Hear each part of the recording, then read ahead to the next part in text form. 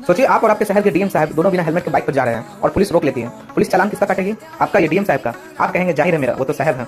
लेकिन हमारा संविधान कहता है जी नहीं, कानून की नजर में साहब हो या सब्जी बेचने वाले दोनों बराबर हैं। पर क्या सच में ऐसा होता है? अगर सब बराबर है तो फिर देश के राष्ट्रपति और राज्यपाल को पुलिस गिरफ्तार क्यों नहीं कर सकती? क्या संविधान का ये समानता का दावा सिर्फ किताबों में है या इसके पीछे कोई गहरा राज है? आज खुलेगा संविधान के सबसे बड़े पिलर, अनुच्छेद 14 का वो राज जो हर हिंदुस्तानी को पता होना चाहिए। अनुच्छेद 14 कहता है राज्य भारत के किसी भी व्यक्ति को कानून के समक्ष समता और कानूनों के समान संरक्षण से मना नहीं करेगा। पहली बार में ये दोनों बातें एक जैसी लगती है, लेकिन यहीं पर सारा खेल छिपा है। इसमें दो बहुत ही खास कॉन्सेप्ट है।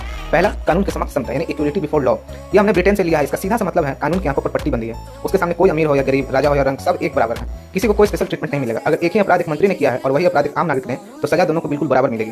दूसरा, कानूनों के समान संरक्षण, इक्वल प्रोटेक्शन ऑफ लॉज। यह कॉन्सेप्ट हमने अमेरिका से लिया है और यही हमारे देश की सबसे बड़ी खूबसूरती है। यह कहता है कि परिस्थितियां समान होनी चाहिए। इसे एक आसान उदाहरण से समझते हैं। मान लीजिए एक 20 साल का हट्टा कट्टा नौजवान है और एक 80 साल के कमजोर बुजुर्ग।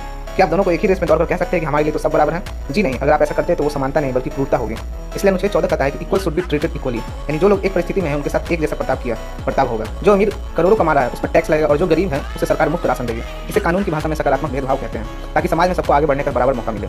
रही बात राष्ट्रपति या राज्यपाल की, उन्हें जो छूट मिलती है वो उनके पद की गरिमा और देश की व्यवस्था को सुचारू रूप से चलाने के लिए है, न किसी व्यक्ति विशेष को वीआईपी ट्रीटमेंट देने के लिए। यानी अनुच्छेद 13 ने संसद के हाथ बांधे और अनुच्छेद 14 ने तय कर दिया कि यह देश किसी राजा या डिक्टेटर के इशारे पर नहीं बल्कि सिर्फ और सिर्फ कानून के राज पे से चलेगा। लेकिन ठहरिए, मान लीजिए कानून की नज़र में तो हम सब बराबर हो गए, पर क्या समाज की नज़र में भी ऐसा है? क्या हो अगर कोई होटल वाला आपको सिर्फ इसलिए अंदर ना आने दे क्योंकि आप किसी खास जाति के हैं? क्या हो अगर कोई सरकारी नौकरी सिर्फ इसलिए ना मिले क्योंकि आप किसी खास धर्म से है या आप एक महिला है? क्या सिस्टम हमारे साथ धर्म, जाति, लिंग या जन्म स्थान के आधार पर भेदभाव कर सकता है? क्या है उस सुपर आर्टिकल का सच जो सीधे समाज की कुरीतियों पर हथौड़ा चलाता है? यही छिपा है हमारे अगले अधिकार अनुच्छेद 15 में, जिस पर बॉलीवुड में एक पूरी फिल्म तक बन चुकी है। तो क्या कहता है आर्टिकल 15, जानेंगे अगले वीडियो में। तब तक के लिए हमें लाइक करें, शेयर करें, फॉलो करें और सब्सक्राइब जरूर कर ले। जय हिंद।